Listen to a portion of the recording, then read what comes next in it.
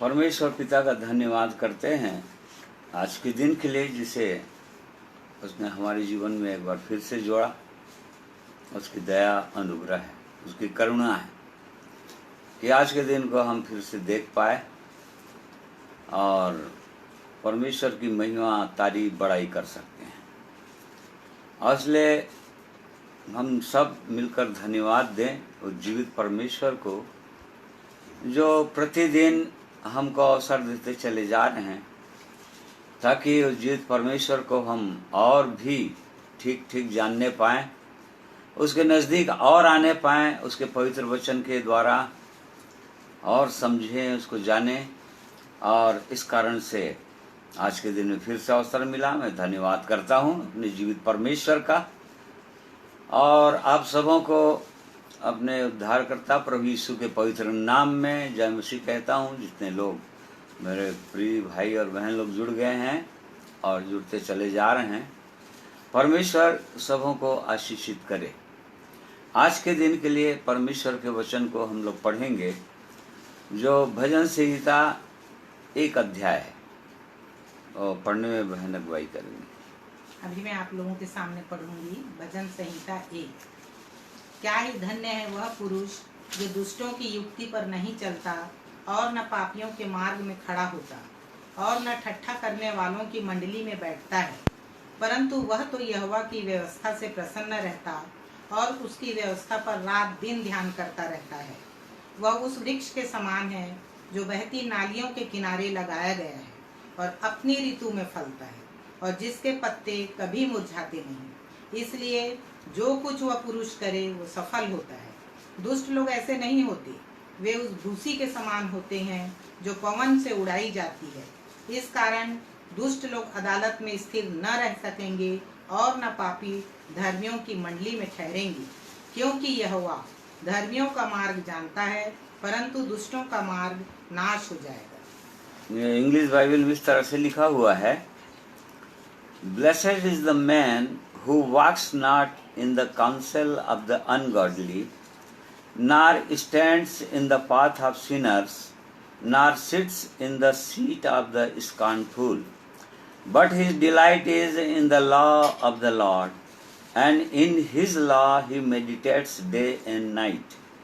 He shall be like a tree planted by the rivers of water, that brings forth its fruit in its season, whose leaf also shall not wither, and whatever he does shall prosper. The ungodly are not so, but are like the chaff which the wind drives away. Therefore the ungodly shall not stand in the judgment, nor sinners in the congregation of the righteous. For the Lord knows the way of the righteous, but the way of the ungodly shall perish. परमेश्वर का धन्यवाद करते हैं उसके पवित्र वचन के लिए, जिसके खुलने से प्रकाश होता है और उसको और हम समझने लगते हैं उस जीवित परमेश्वर को। इसलिए आइए प्रार्थना करेंगे। प्रेमी परमेश्वर पिता, आपका धन्यवाद करते हैं आपके पवित्र वचन के लिए, जिसे आपने हमें दिया है, ताकि आपके जीवित वचन को हम अपने जीवन भर पढ़ें, उन पर मनन करें, उन वचनों को सुनें और उन वचनों के अनुसार चलें, ताकि हम आशीषित हों। और इसलिए प्रेमी परमेश्वर, आज के दिन के लिए जो वचन आपने दिया, धन्यवाद करते हैं। आपकी सहायता, आपकी अगुवाई चाहते हैं प्रेमी परमेश्वर इन वचनों को समझने के लिए। इसलिए मैं अपने आप को आपके अधीन देता हूँ, करता हूँ। प्रेमी परमेश्वर, अपनी आत्मा की सहायता दीजिए और जितने प्रिय लोग वचन को सुन रहे हैं उन सबों को आशीषित कीजिए। प्रार्थना प्रभु यीशु के नाम में मांगते हैं, सुनिए, ग्रहण कीजिए। आमीन।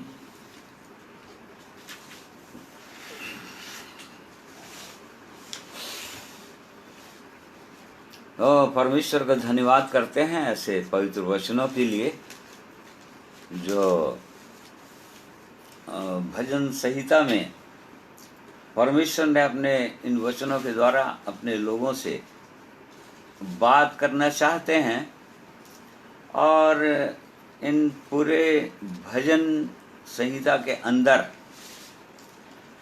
जो मुख्यतः बहुत सारे वचनों में, बहुत सारे भजनों में परमेश्वर धर्मी और दुष्ट, बार बार इन बातों को आप इसमें पाएंगे। धर्मी और दुष्ट में अंतर क्या है, धर्मियों में और दुष्टों में। दुष्टों में यहाँ पर दुष्टों के लिए अनगॉडली, या जिनको परमेश्वर से कोई मतलब नहीं है, या परमेश्वर के मार्गों पर चलने से कोई मतलब नहीं है, या परमेश्वर हमारे जीवन से प्रसन्न है या नहीं है, परमेश्वर के मार्ग में हम चल रहे हैं कि नहीं चल रहे हैं, उनसे कोई मतलब। ऐसे लोगों को परमेश्वर दुष्टों की श्रेणी में रखता है या उनको अनगॉडली बोलता है, अभक्ति वाले लोग होते हैं। तो ये पूरे भजन संहिता में बहुत सारे जगहों पर दुष्टों और धर्मियों में अंतर बताया है इन वचनों में।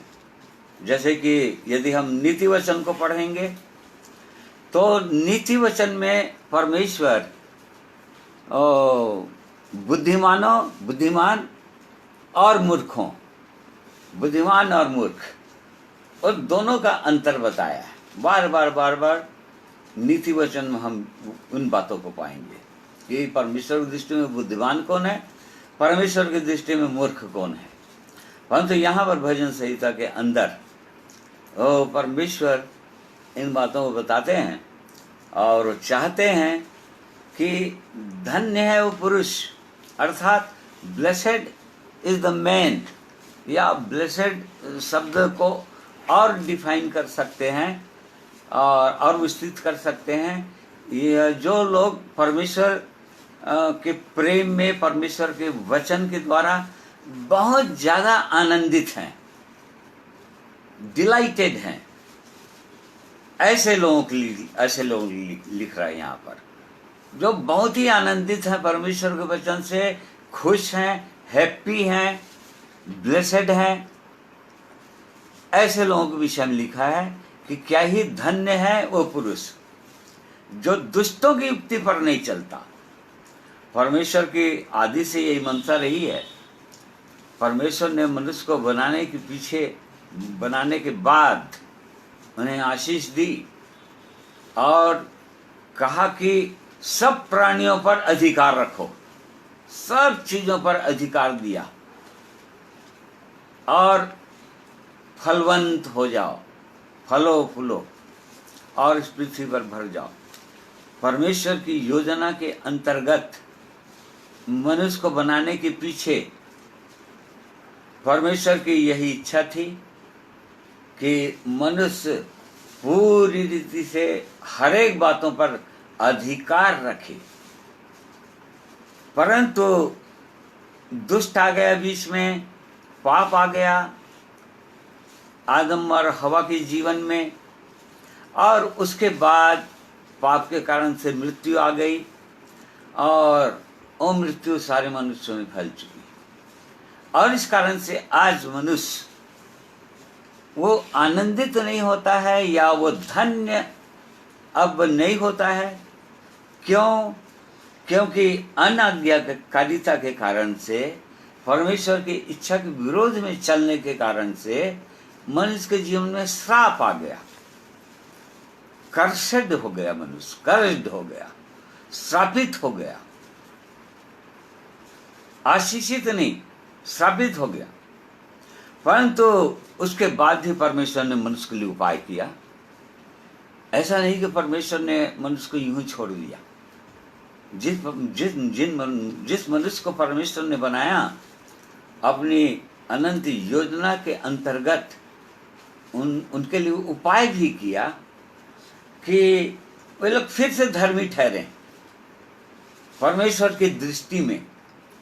और उसने ऐसा किया कि आज मनुष्य परमेश्वर की दृष्टि में धर्मी ठहर सकता है और उसके सारे पाप अपराध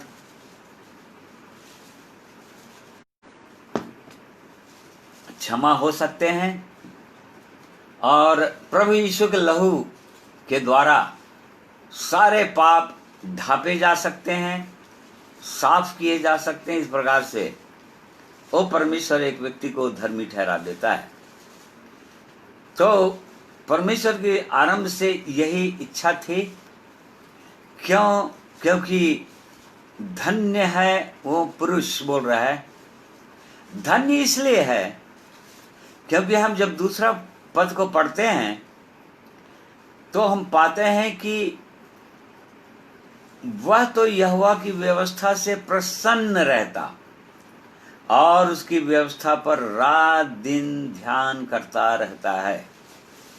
ये कारण है एक व्यक्ति का आशीषित होने का या आनंदित होने का, हर समय खुश रहने का इस आत्मिक जीवन के में, कि जो लोग परमेश्वर की व्यवस्था से प्रसन्न रहते हैं, परमेश्वर के वचनों को पढ़ते हैं, ध्यान देते हैं, मनन करते हैं, मेडिटेट करते हैं, और यहाँ पर लिखा है कि रात दिन ध्यान करते रहते हैं। इस कारण से वो लोग धन्य ठहरते हैं, परमेश्वर की दृष्टि में आशीषित होते हैं, आनंदित होते हैं।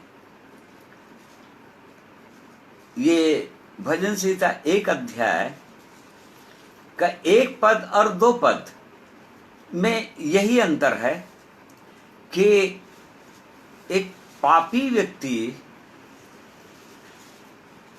जो परमेश्वर की व्यवस्था पर ध्यान नहीं देता या परमेश्वर का वचन एक व्यक्ति को पाप से दूर रखेगा, पाप से दूर रहेगा। एक व्यक्ति जो परमेश्वर के वचन पर ध्यान करेगा, मेडिटेट करेगा, उसके अनुसार अपने जीवन को जांचेगा, देखेगा, तो पाप से दूर रहेगा, या पाप जो है परमेश्वर के वचन से दूर रखेगा उस व्यक्ति को। ये दोनों एक साथ नहीं होगा। इसीलिए राजा दाऊद ने भजन संहिता 119 का 11 पद में कहा कि मैंने तेरे वचन को अपने हृदय के अंदर रख लिया है ताकि तेरे विरुद्ध पाप ना करूं। ये सच है। जब एक व्यक्ति परमेश्वर के वचन पर ध्यान करता है, उसके वचनों पर मनन करता है और उन वचनों के प्रकाश में अपने जीवनों को जब देखने लगता है, तो निश्चित रूप से वो पाप से बचता है। परमेश्वर उसको पापों से बचा लेता है। इसलिए हमने देखा कि ये दोनों अंतर, पहला पद और दूसरा पद, एक पापी व्यक्ति परमेश्वर के वचन पर ध्यान बिल्कुल नहीं देगा, उस पर मनन नहीं करेगा और उसके अनुसार अपने जीवन को जांचेगा नहीं, और इस कारण से वो परमेश्वर की दृष्टि में दुष्ट ठहरेगा या अनगॉडली ठहरेगा।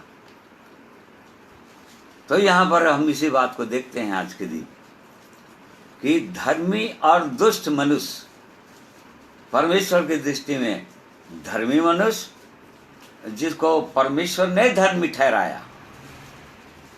वैसे बाइबल के अंदर लिखा है कि कोई भी धर्मी नहीं, एक भी धर्मी नहीं, जन्म से कोई धर्मी नहीं होता। हर व्यक्ति पापी पैदा होते हैं इस संसार में, क्योंकि आदम के संतान है और निकम्मा चाल चलन बाप दादों से चला आता है। इस कारण से हर व्यक्ति पाप में ही पैदा होता है। परंतु उस परमेश्वर ने मनुष्य के लिए ऐसा उपाय किया प्रभु यीशु मसीह में कि एक व्यक्ति धर्मी ठहर सकता है, उसका पाप क्षमा हो सकता है, धुल सकता है और वो परमेश्वर की दृष्टि में धर्मी ठहर सकता है। तो इस प्रकार से हम यहाँ पर देख रहे हैं कि एक व्यक्ति तभी धर्मी ठहरेगा जब परमेश्वर के वचन को पूरी रीति से ध्यान देकर पढ़ेगा, जैसे कि इसी संबंधित यहोशू 1 अध्याय उसका 8वां पद भी पढ़िए। यहोशू की पुस्तक book of Joshua chapter 1:8 verse 8।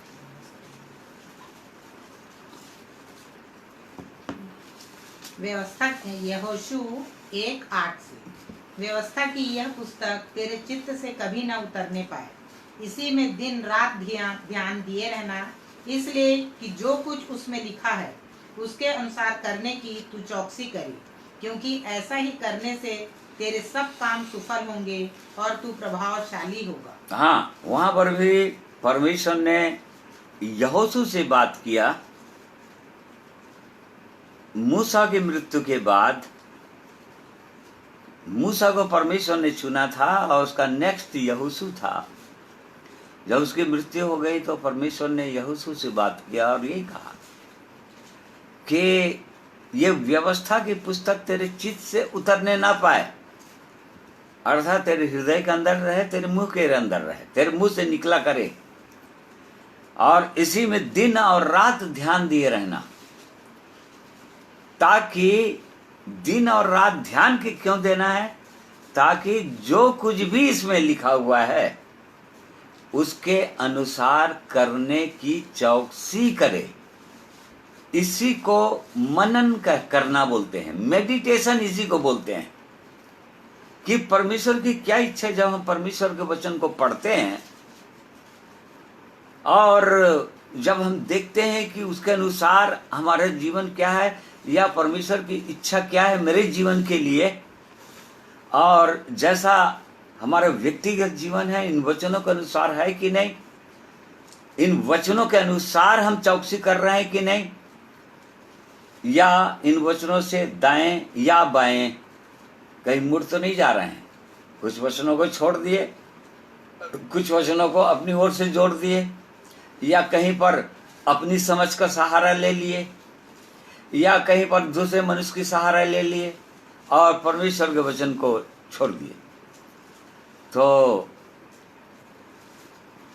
यदि ऐसा करेंगे तभी एक व्यक्ति आशीषित ठहरता है परमेश्वर की दृष्टि में, और उसके सब काम सफल होंगे।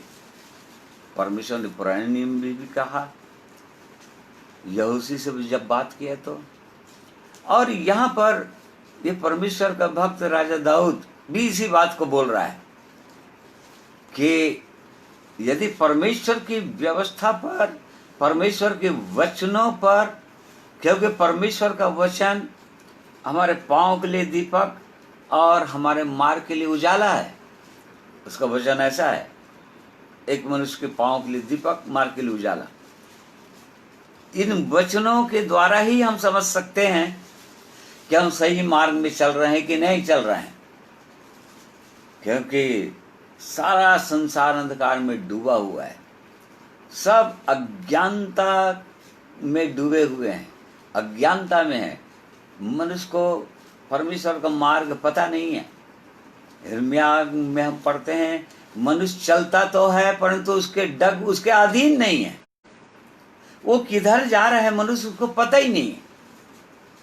परंतु जब परमेश्वर का वचन की ओर जब एक व्यक्ति ध्यान देने लगता है, क्योंकि ये वचन हमारे पांव के लिए दीपक का काम करता है और हमारे मार्ग के लिए उजाला, ताकि इन वचनों के प्रकाश में हम चल सकते हैं। इस अंधकार से भरा हुआ संसार में, अर्थात पापों में डूबे हुए लोगों के बीच परमेश्वर के वचन के अनुसार पवित्र जीवन जी सकते हैं। ये परमेश्वर की सिद्ध इच्छा और मनसा है।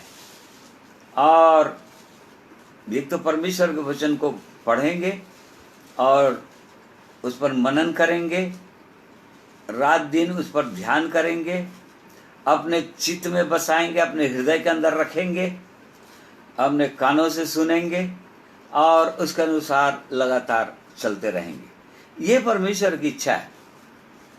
परंतु यदि ऐसा ना करें, परमेश्वर की आवाज को ना सुने, और दूसरों की आवाज को सुने। जैसे कि यहां पर लिखा है, क्या ही धन्य है वो पुरुष जो दुष्टों की युक्ति पर नहीं चलता, अर्थात दुष्टों की सलाह पर या उनके काउंसिल पर नहीं चलता, दुष्टों की सलाह पर नहीं चलता, मनुष्यों की सलाह पर नहीं चलता, परंतु परमेश्वर की सलाह पर चलता है।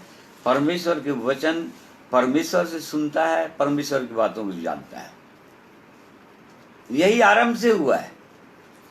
परमेश्वर ने पहला मनुष्य आदम को पहले ही बता दिया था कि इस वृक्ष का फल नहीं खाना, नहीं तो तू मर जाएगा, अवश्य मर जाएगा। और इस बात को ये लोग जानते थे, हवा भी जानती थी। परंतु जब शैतान आया उसके पास, तो परमेश्वर ने जो पहले से कहा था उस पर ध्यान नहीं दिया, उस पर वो हवा भी ध्यान नहीं दी, आदम भी ध्यान नहीं दिया, और उस शैतान की बातों पर ध्यान दे दिया। शैतान की बातों पर आ गए वो लोग, और इसी कारण से पाप हो गया और पापी ठहर गए। परमेश्वर की दृष्टि में पापी ठहर गए वो लोग। ऐसे ही आज भी होता चला आ रहा है। उस समय से ऐसे ही होता चला आ रहा है कि हम किसकी आवाज को सुनते हैं, हम किसकी बातों को मानते हैं, किसकी सलाह मानते हैं। परमेश्वर के वचन में ऐसा कोई बात नहीं है। कहीं पर चाहे कैसे भी समस्या हो जाए मनुष्य के जीवन में, या कोई भी सलाह चाहिए मनुष्य को, चाहे किसी भी प्रकार का निर्णय करना हो मनुष्य को, परमेश्वर के वचन में सलाह है। परमेश्वर के वचन में उन बातों को प्रकट किया है कि हमको ऐसे समय में क्या करना चाहिए, कौन सा निर्णय लेना चाहिए। परंतु जब एक व्यक्ति परमेश्वर की इच्छा, परमेश्वर की सलाह को जब मानेगा तब ऐसा होगा, नहीं तो नहीं। और यहाँ पर एक मनुष्य पापी इसलिए ठहर जाता है या दुष्ट इसलिए ठहरता है क्योंकि यहाँ पर लिखा है दुष्टों की युक्ति पर नहीं चलता। हमने देखा दुष्ट परमेश्वर किनको बोल रहा है। जो लोग परमेश्वर से दूर हैं, जो लोग परमेश्वर को व्यक्तिगत रीति से नहीं जानते, ऐसे लोगों को परमेश्वर दुष्ट बोलता है। यदि उनसे सलाह लेंगे, यदि उनकी बातों का हम सुनना चाहेंगे, समझना चाहेंगे, तो निश्चित रूप से दुष्ट ठहरेंगे। यहां पर लिखा है कि दुष्टों की युक्ति पर नहीं चलता। मनुष्य या तो चलता है, या तो यहाँ पर खड़ा रहता है, या बैठता है। चार अवस्थाएं हैं मनुष्य की, या तो खड़ा रहता है, या तो चलते रहता है, या तो कहीं पर खड़ा रहता है, या तो कहीं पर बैठे रहता है, या तो फिर सोता है। तो यदि दुष्टों की सलाह पर कहीं चलने लग गए, तो नीति वचन 25 अध्याय उसका 26 पद पढ़िए। Book of proverbs 25-26।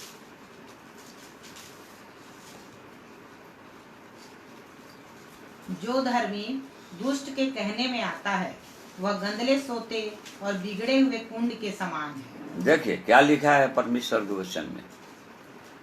जो धर्मी व्यक्ति दुष्ट के कहने में आ जाता है, अर्थात उनके कहने में आता है जो लोग पूरी रीति से संसारी लोग हैं, जो लोग संसार में जीवन व्यतीत करते हैं, परमेश्वर से कोई मतलब नहीं है उनको, परमेश्वर के वचन से कोई मतलब नहीं है, जो परमेश्वर की सामर्थ्य को नकार देते हैं।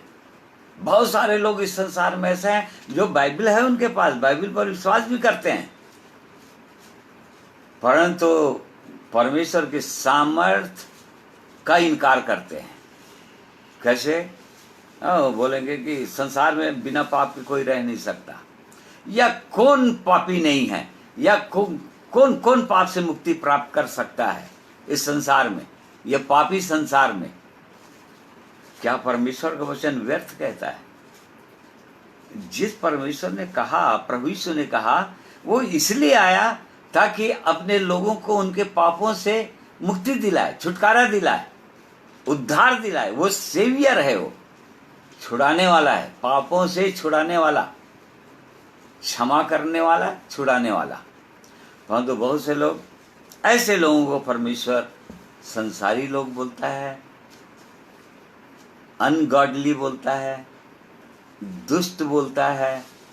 ऐसे लोगों की यदि सलाह के अनुसार कोई भी व्यक्ति करेगा तो एक तो दुष्ट ठहर जाएगा वो भी, और सफल नहीं होगा, फिर आगे उसका अच्छा नहीं होगा, परमेश्वर की दृष्टि में अच्छा नहीं होगा।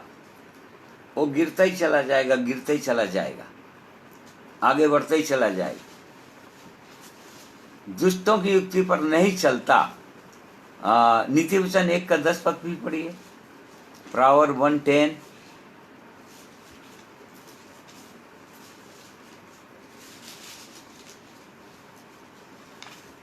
हे मेरे पुत्र, यदि पापी लोग तुझे फुसलाएं तो उनकी बात न मानना। हाँ, देख ली, यहाँ पर परमेश्वर का वचन बार बार लिखा हुआ है, यदि पापी लोग फुसलाएं तो उनकी बात नहीं मानना। मानना ही नहीं है। इसी के 12 का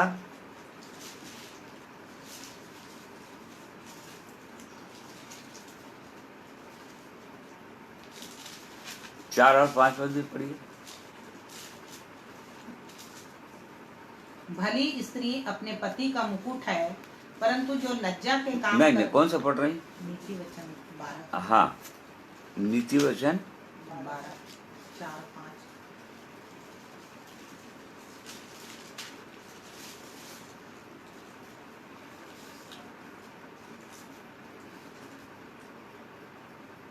पाँच और 6 पढ़ पढ़िए।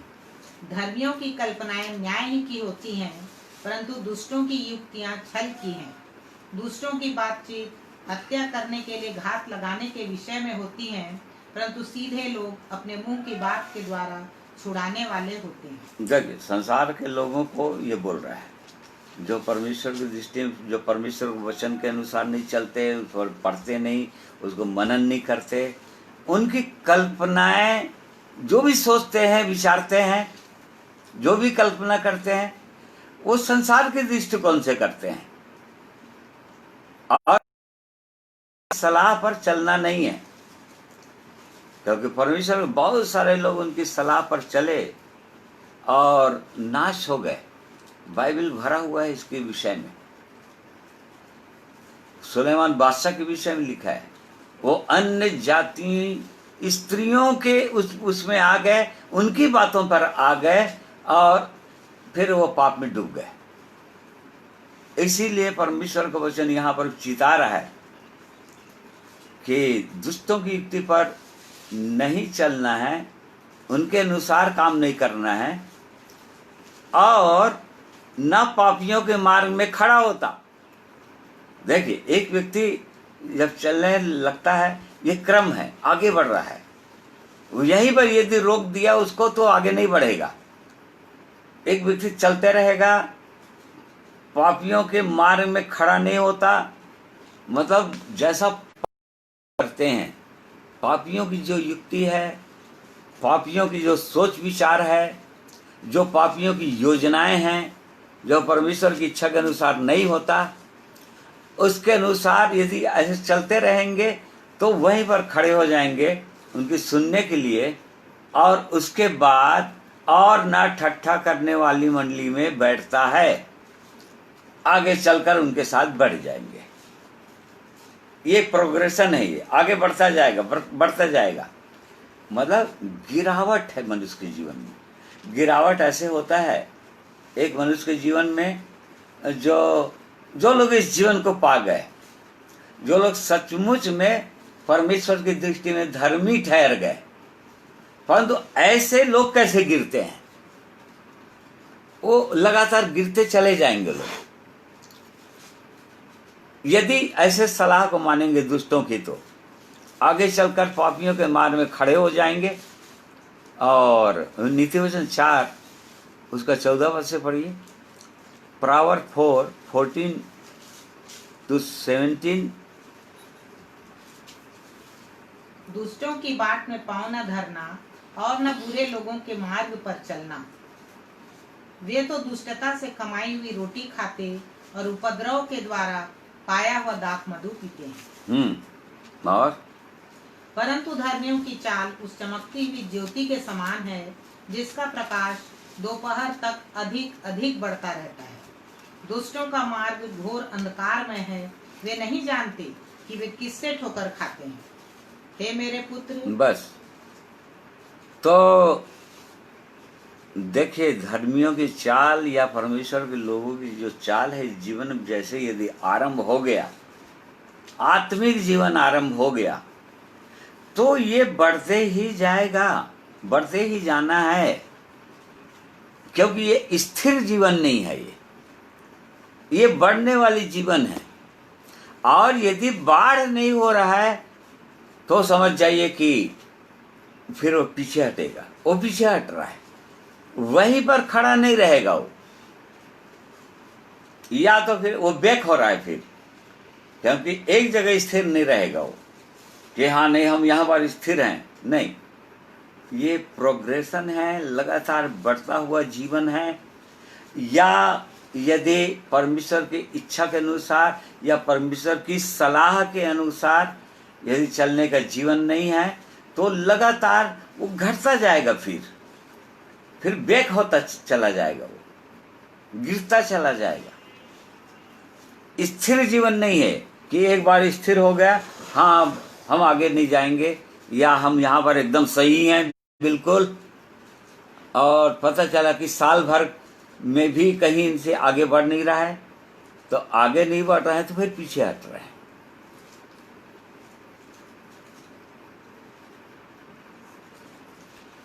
ये पीछे हटने के जीवन।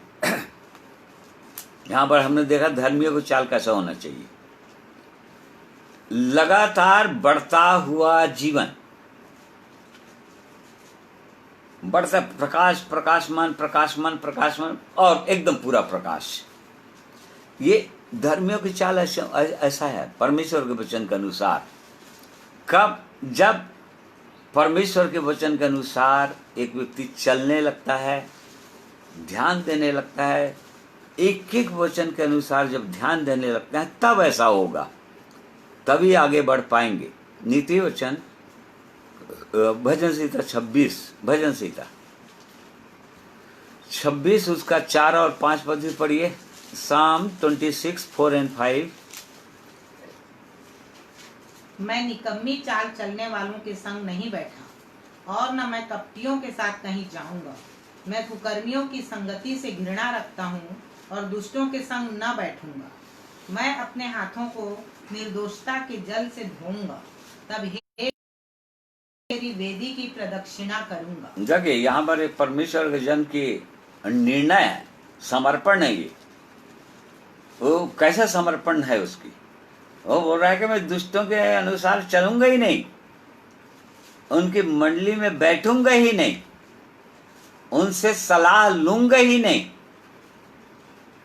बल्कि वो यदि उसी का 17 अध्याय में पढ़ेंगे, भजन संहिता 17 उसका 14 पद में, तो देखिए वो प्रार्थना क्या कर रहे हैं। अपना हाथ बढ़ाकर, हे यहोवा मुझे मनुष्यों से बचा, अर्थात संसारी मनुष्यों से जिनका भाग इसी जीवन में है और जिनका पेट तू अपने भंडार से भरता है। वे बाल बच्चों से संतुष्ट हैं और शेष संपत्ति अपने बच्चों के लिए छोड़ जाते हैं। ऐसे लोगों से परमेश्वर का जन प्रार्थना कर रहा है परमेश्वर से कि ऐसे लोगों से मुझको बचा कर रखना परमेश्वर, ताकि उनके युक्तियों के अनुसार मैं चलने ना पाऊं, उनसे मैं सलाह लेने ना पाऊं और उनके मार्ग में ना चलूं। क्योंकि उनके मार्ग में चलूंगा तो एक दिन उन्हीं के साथ बैठ जाऊंगा। एक व्यक्ति ऐसा आगे बढ़ते जाता है, सलाह लेगा, फिर पापियों के अनुसार चलते चलते चलते उन्हीं के साथ स्थिर हो जाता है, उनके साथ फिर बढ़ जाएगा। फिर जैसे कि हम पतरस के विषय में पढ़ते हैं, शुरू शुरू में दूर दूर दूर दूर था। मत्ती 26 अध्याय में लिखा हुआ है, पहले दूर दूर था वो, जब प्रभु यीशु को पकड़ लिए और तब उसके पीछे पीछे बहुत दूर होता चला जा रहा है। ऐसे धीरे धीरे वो दूर होता चला जा रहा है। 26 देखिए कौन सा है, 58 है क्या या 57?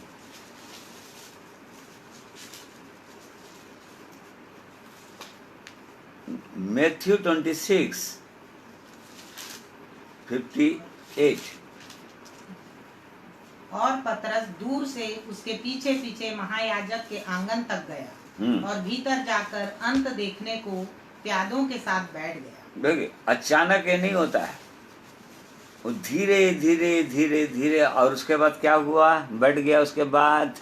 उसके बाद प्रभु यीशु का पूरा इनकार कर दिया उसने, यहां तक धिक्कारने लगा। लिखा है बाइबल में कि मैं इस मनुष्य को नहीं जानता। वो कहा प्रभु प्रभु, वो प्रभु को बोल रहा है कि इस मनुष्य को मैं नहीं जानता। दूरियां बढ़ती चली जाती हैं, दूर दूर दूर दूर होने लगेगा एक मनुष्य, फिर जाकर पापियों के साथ अंततः वो बैठ जाएगा। और तो फिर उन्हीं के अनुसार, जैसे कि हमने पढ़ा यहाँ पर, और न ठट्ठा करने वालों की मंडली में बैठता है। फिर ठट्ठा करने वाले मंडली में उनके साथ वो सम्मिलित हो जाएगा, उनकी बुराइयों में सम्मिलित हो जाते हैं। और उनका जो इंटरेस्ट है आनंद का इस संसार के अनुसार, उन्हीं बातों में खुद भी आनंद ढूंढने लग जाते हैं। और इस प्रकार से पूरी रीति से जीवन में गिरावट आ जाता है। तो ये परमेश्वर का वचन, इन वचनों के द्वारा हमको चिताना चाहता है कि हम किसकी सलाह मानते हैं या किसकी सुनते हैं। क्या परमेश्वर के हम सुन रहे हैं, मनुष्यों के सुन रहे हैं?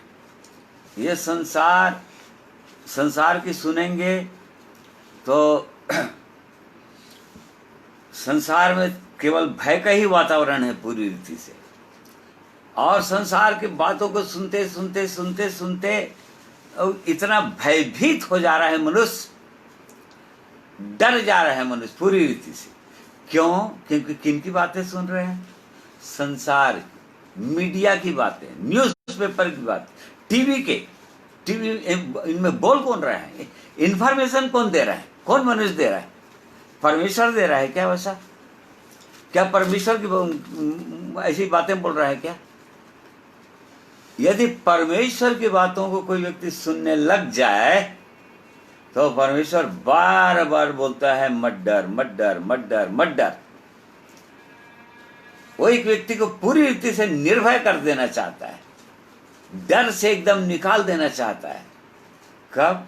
यदि हम परमेश्वर की आवाज को सुनते रहेंगे, परमेश्वर की बातों पर, उसके वचनों पर ध्यान करते रहेंगे, मनन करते रहेंगे, तो तभी हम निर्भय रहेंगे, बिना डर के रहेंगे और हमारे पास एक धन्य आशा होगी, क्योंकि परमेश्वर पर हम डिपेंड रहेंगे।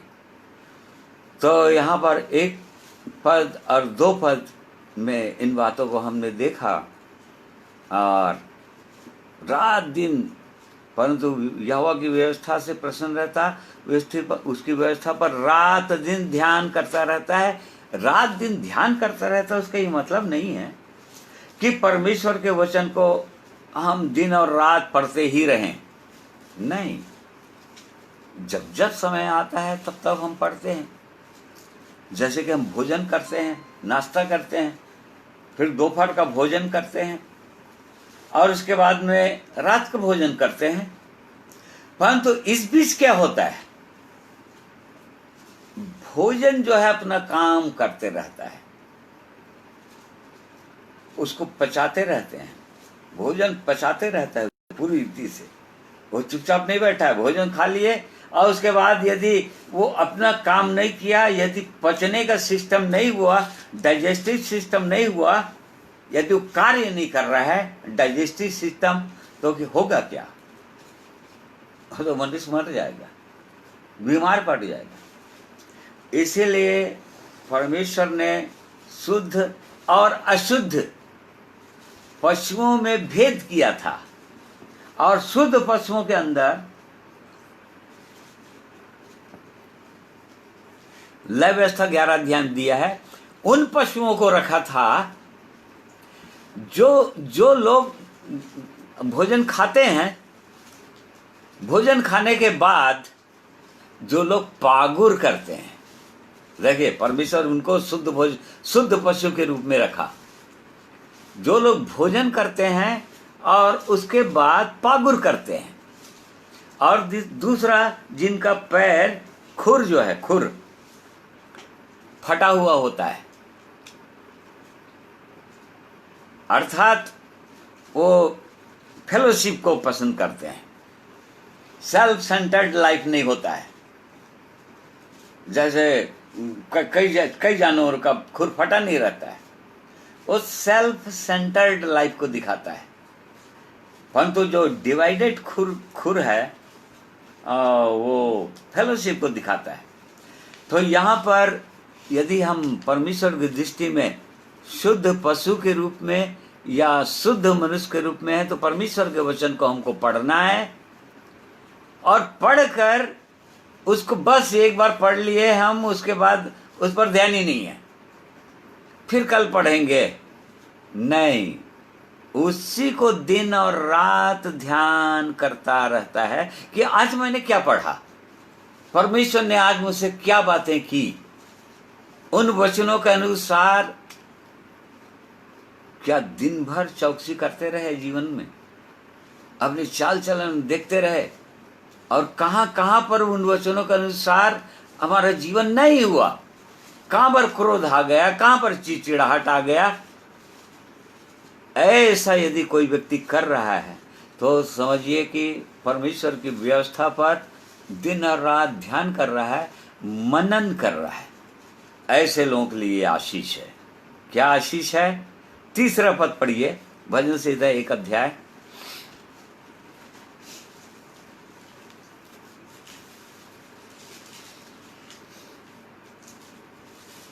वह उस वृक्ष के समान है जो बहती नालियों के किनारे लगाया गया है और अपनी ऋतु में फलता है, और जिसके पत्ते कभी मुरझाते नहीं। इसलिए जो कुछ वह पुरुष करे वो सफल होता है। हाँ, बस ये आशीष है। जो व्यक्ति परमेश्वर के वचन के अनुसार ध्यान दिए रहेगा, वो अपने अंदर आशीषित रहेगा, आनंदित रहेगा, शांति रहेगी उसके जीवन में, चैन रहेगा, पूरा भरोसा होगा परमेश्वर पर, निर्भय रहेगा।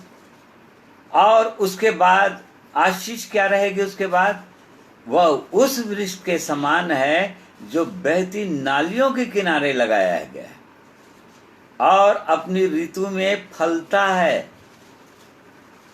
उस वृक्ष के समान हो जाएगा वो, जो हिलेगा डुलेगा नहीं, अर्थात जो आंधी और तूफान, वो मात्र एक पौधा नहीं रहेगा, वो एकदम हिस्स-पुष्ट हो जाएगा, उसकी जड़ें बहुत दूर दूर तक फैल जाएंगी नीचे, और इस प्रकार से वो फलवंत जीवन को दिखाता है। अपने ऋतु में फलता रहेगा, अपने ऋतु के अनुसार, अर्थात अपनी बाढ़ के अनुसार।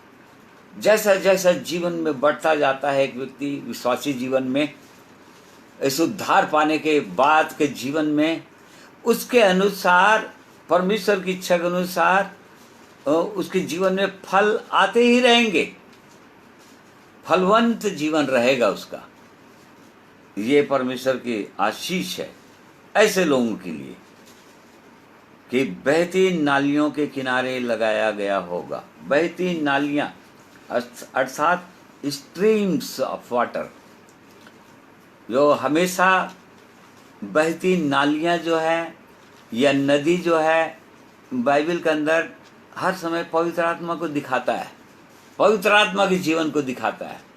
जैसे कि प्रभु यीशु ने कहा यूहन्ना 7:37 और 38 पद में, जो लोग परमेश्वर पर विश्वास करते हैं,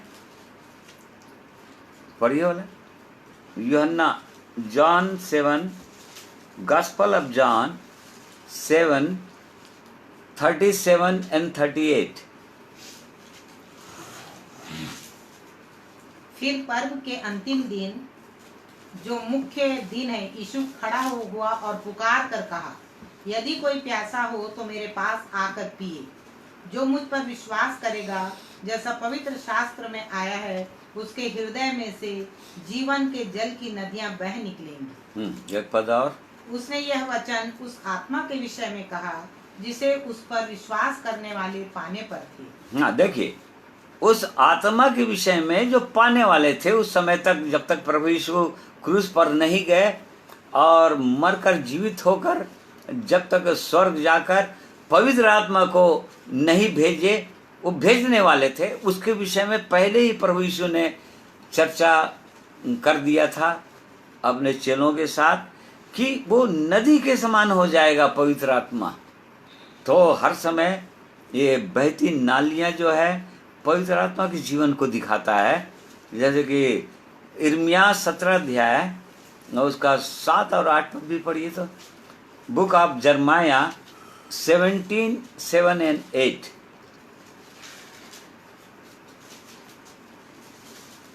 धन्य है वह पुरुष जो यहोवा पर भरोसा रखता है, जिसने परमेश्वर को अपना आधार माना हो। वह उस वृक्ष के समान होगा जो नदी के तीर पर लगा हो और उसकी जड़ जल के पास फैली हो। जब घाम होगा तब उसको न लगेगा, उसके पत्ते हरे रहेंगे और सूखे वर्ष में भी उनके विषय में कुछ चिंता न होगी, क्योंकि वह तब भी फलता रहेगा। देख, परमेश्वर इस विषय में ये बोल रहा है कि चूंकि वो वृक्ष इतना मजबूत होगा, हमारा व्यक्तिगत जीवन आत्मिक जीवन को दिखा रहा है, वृक्ष के समान होगा। मतलब हमारा आत्मिक जीवन ऐसा हो जाएगा कि जिसकी जड़ें बहुत नीचे नीचे तक चली जाएंगी और तब उसकी जड़ जल के पास फैली, जब धूप होगी उसको न लगेगी, उसके पत्ते हरे रहेंगे और सूखे वर्ष में भी उनके विषय में कुछ चिंता ना होगी, क्योंकि तब भी उस वृक्ष से फल निकलता ही रहेगा, वो फलता ही रहेगा। अर्थात चाहे कैसो भी विपरीत परिस्थितियां आ जाए, चाहे आंधी तूफान आ जाए, चाहे कैसो भी संकट आ जाए, चूंकि वो ऐसा वृक्ष है जो बहुत गहराई में जिसकी जड़ें फैली हुई है और जिसके जो सचमुच पवित्र आत्मा का जीवन है, जिसके पास, वो हरा ही रहेगा उसका जीवन, अर्थात आनंदित रहेगा, आशीषित रहेगा। सूखे वर्ष में भी, सूखा वर्ष अर्थात संकट काल का वर्ष उसको दिखा रहा है। जब संकट आ गए जीवन में, जब तकलीफें आ गई जीवन में, ऐसे जीवन को दिखा रहा है, ऐसे समय को दिखा रहा है, तभी वो फलता ही रहेगा। तो ये आशीष है ये उस मनुष्य के लिए जो परमेश्वर की दृष्टि में धन्य ठहर जाता है, जो परमेश्वर पर डिपेंड रहता है, परमेश्वर की बातों को सुनने लगता है और उसके वचन के अनुसार चलने लगता है। प्रभु यीशु ने यही तो कहा, परीक्षा में हर समय वो जयवंत होगा। वो क्यों जयवंत होगा? क्योंकि शैतान जो है जब भी परीक्षा लेगा तो इन वचनों से ही परीक्षा लेता है, परमेश्वर के लोगों से। और प्रभु यीशु ने कहा कि मनुष्य केवल रोटी से नहीं परंतु परमेश्वर के हर एक वचन से जो उसके मुख से निकलता है जीवित रहेगा। इसलिए जीवित रहने का जीवन होगा हर समय। तो ये सुंदर आशीष है, आशीष का वचन है ये। एक वचन इसी संबंधित और पढ़िए, अय्यूब की पुस्तक उसका 29 उसका 10वां पद, 19 पद। Book of job 29:19।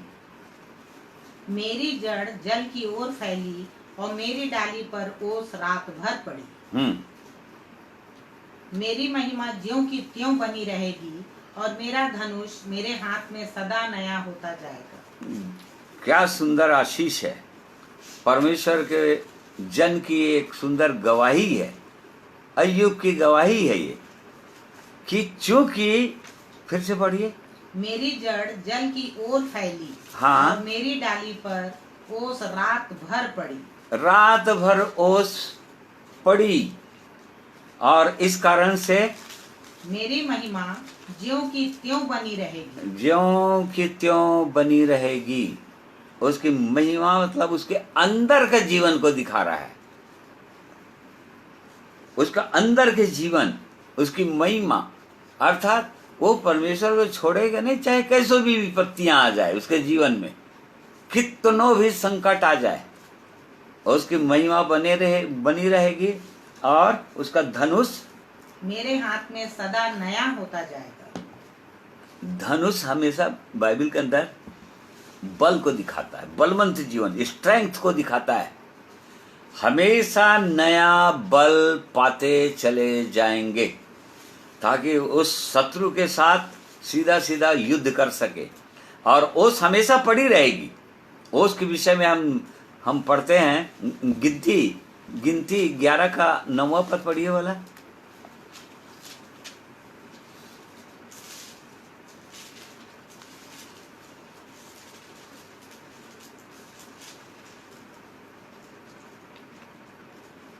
और रात को जब छावनी में ओस पड़ती थी तब उसके साथ मन्ना भी गिरता था। देखिए, यदि जब ओस पड़ेगा, परमेश्वर वचन में लिखा है, जब मन्ना गिराता था परमेश्वर, उससे पहले छावनी में ओस पड़ता था, और तब उसके साथ मन्ना गिरता था। अर्थात जब परमेश्वर की आशीष एक व्यक्ति के अंदर हो जाता है, जब उसके अंदर मजबूत हो जाता है, पवित्र आत्मा का जीवन हो जाता है, और तब मन्ना भी गिरने लगता है। अर्थात परमेश्वर अपने पवित्र वचनों को उस पर प्रकट करने लगता है, और वो भोजन के रूप में उन वचनों को देता है, ताकि उन वचनों के अनुसार चले और प्रतिदिन परमेश्वर के वचन से जीवित रहे। ये परमेश्वर की सिद्ध इच्छा और मनसा है, और ताकि वो आगे बढ़ सकता है। ऐसे जीवन में लगातार आगे बढ़ने का ये जीवन है, और तभी कभी भी मुरझाएंगे नहीं। ये सुंदर आशीषों का जीवन होगा, फलवंत जीवन होगा। फल हमेशा हमारे आंतरिक या प्रभु यीशु मसीह के स्वभाव को या प्रभु यीशु मसीह के कैरेक्टर को दिखाता है, जब एक व्यक्ति के जीवन के अंदर आता है। इसलिए हम गलतियों 5 का 22-23 पद में पढ़ते हैं, पर आत्मा का फल प्रेम, आनंद, मेल, धीरज, कृपा, भलाई, विश्वास, नम्रता और संयम है। अर्थात प्रभु यीशु मसीह का कैरेक्टर है वो। ये फल उस चीज को बोलते हैं, फलवंत जीवन। लोगों को फल चाहिए, और फलवंत जीवन होगा, लोग आशीषित होंगे, दूसरे लोग आशीषित होंगे हमारे फलों के द्वारा। उन फलों को दूसरे लोग खाएंगे और आशीषित हो जाएंगे। ये परमेश्वर की इच्छा है। और उसके बाद फिर जो कुछ भी वो पुरुष करे वो सफल होगा, आशीषित होगा। उसके हर एक कामों पर वो परमेश्वर अपनी आशीष देता है, या हर एक कामों को सफल करता है। क्यों सफल करता है? क्योंकि परमेश्वर से पूछ के करते हैं, परमेश्वर की सलाह से, परमेश्वर से सलाह लेकर, परमेश्वर के वचन के अनुसार जब एक व्यक्ति करने लगता है तो उसके सारे काम परमेश्वर सफल भी करते हैं। तो ये उत्तम भाग है 3 पद तक भजन संहिता 1 के, जो उत्तम आशीषें हैं परमेश्वर के वचन में, उनके लिए जो परमेश्वर के वचन के अनुसार चलते हैं उनके लिए, मनन करते हैं, ध्यान करते हैं, चौकसी करते हैं अपने जीवन का, उनके लिए। परंतु आगे जो लिखा है 4 पद से पढ़िए, एक अध्याय का 4 पद से, भजन संहिता 1 अध्याय का 4 पद से। इसलिए जो कुछ वह पुरुष करे वो सफल होता है। दुष्ट लोग ऐसे नहीं होते, वे भूसी के समान होते हैं जो पवन से उड़ाई जाती है। देखिए, अब यहाँ पर एकदम कंट्रास्ट जो है, एकदम विरोध, धर्मी या धन्य लोग, गॉडली मैन और अनगॉडली मैन, या धर्मी और अधर्मी, दुष्ट लोग ऐसे नहीं होते। ऐसे नहीं होते कहने का मतलब, दुष्ट लोग ऐसे नहीं होते। इसका मतलब ये है कि दुष्ट लोग दुष्टों की युक्ति के अनुसार चलते हैं, संसारी मनुष्यों के सलाह को मानते हैं कि संसार के लोग क्या कह रहे हैं, इस संसार के बुद्धिमान लोग क्या बोल रहे हैं, उनकी बातों को मानते हैं। परमेश्वर की बातों से बढ़कर यहां पर परमेश्वर की बातों को नकार देते हैं, परंतु जिन बातों को आंखों से देख रहे हैं, अपने कानों से सुन रहे हैं, इस संसार की बातों को, उन पर विश्वास कर लेते हैं और उसके अनुसार चलते हैं, पापियों के मार्ग में खड़े रहते हैं और ठट्ठा करने वाली मंडलियों में बैठते हैं। वे लोग ऐसे नहीं होते, दुष्ट लोग ऐसे नहीं होते, धर्मियों के समान नहीं होते, अर्थात दुष्टों के अनुसार होते हैं, दुष्टों की युक्ति के अनुसार चलते हैं, उनकी सलाह को मानते रहते हैं, संसारी लोगों को चाहते हैं, संसार के लोगों का जो इंटरेस्ट है या उनका जो आनंद करने का विषय है, इनका भी आनंद करने का विषय यही है दुष्टों का, उसके अनुसार चलते हैं, इसलिए दुष्ट लोग ऐसे होते हैं। फिर वे लोग परमेश्वर के वचन की ओर ध्यान नहीं देते, परमेश्वर के वचन को पढ़ते नहीं हैं, उस पर मनन नहीं करते हैं, उसके अनुसार चौकसी नहीं करते हैं अपने जीवन की। इस कारण से वो लोग दुष्ट लोग ठहरते हैं। परमेश्वर के वचन में यहाँ लिखा है कि दुष्ट लोग ऐसे नहीं होते, अर्थात वो लोग संसार की रीति के अनुसार चलते हैं और इसी कारण से वे लोग उस भूसी के समान होते हैं जो पवन से उड़ाई जाती है। मतलब एकदम हल्का जीवन, हल्का जीवन। प्रभु यीशु ने कहा लूका अध्याय में, सूप मेरे हाथ में है। और पढ़िए बोला 3 अध्याय का 17 पद, लूक 3:17।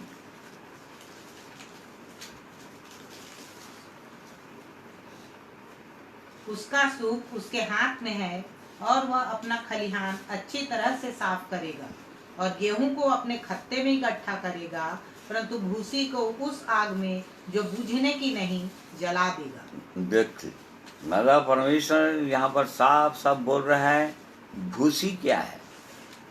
उस भूसी के समान होते हैं, अर्थात जलने वाले। एक दिन जलाएगा परमेश्वर, आग में डाल देगा जो बुझने की नहीं है। परमेश्वर का वचन है। परमेश्वर ने कहा वो ऐसा आग है, नरक की आग, अधोलोक की आग, जो कभी बुझने वाला नहीं, वहां जलते ही रहेंगे, उसमें डाल दिए जाएंगे। क्यों? क्योंकि परमेश्वर की दृष्टि में वो लोग दुष्ट ठहरे, परमेश्वर के वचन की ओर ध्यान नहीं दिए, संसारी बातों पर कान लगाए, संसारी बातों पर मन लगाए और संसारी लोगों की सलाह के अनुसार, उनकी युक्तियों के अनुसार चलने लगे। इस कारण से और दुष्ट ठहरेंगे, उस भूसी के समान हो जाएंगे जो पवन से उड़ाई जाती है और ठहर नहीं सकते। फिर वो लोग किसी प्रकार से नहीं ठहरेंगे। अय्यूब 21 का 18 पद पढ़िए।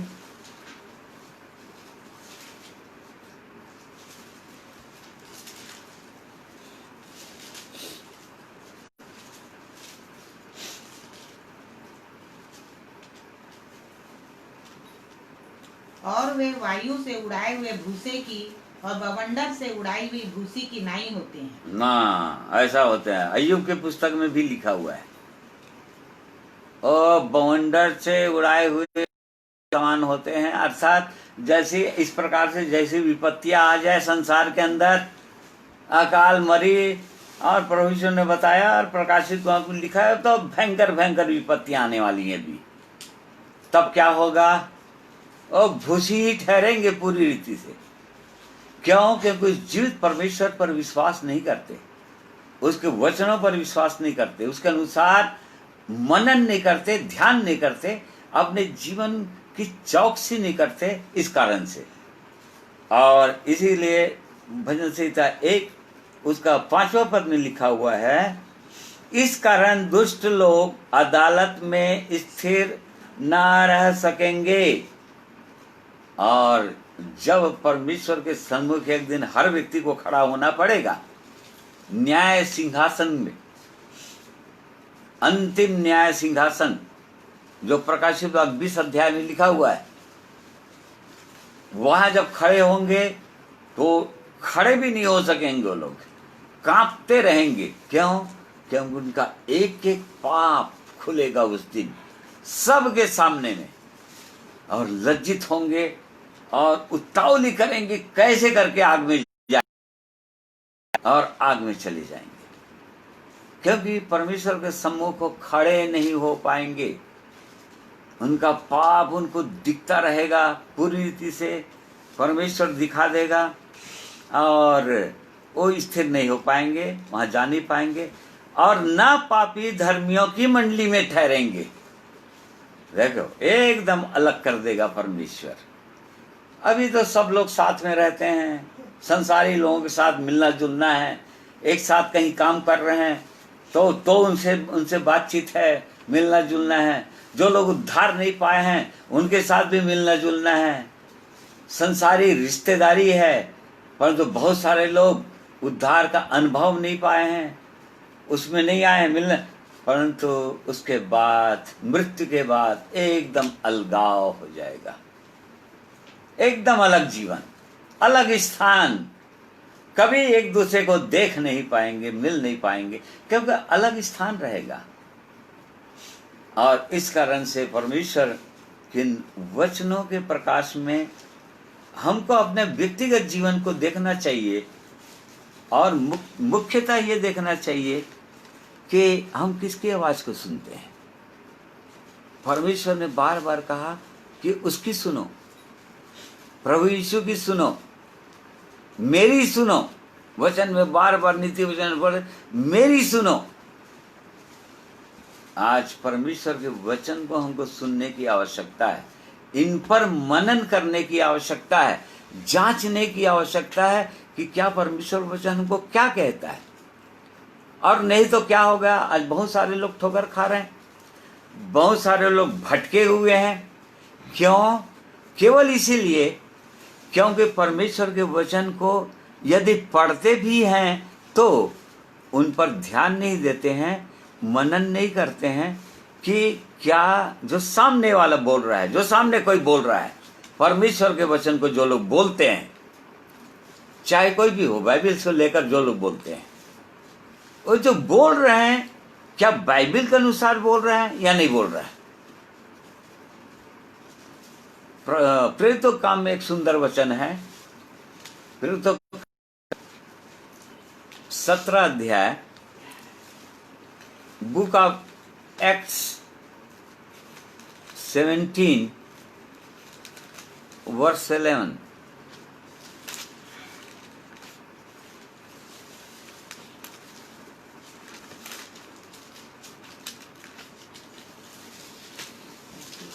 हम्म 17 अध्याय का देखिए 11 पद।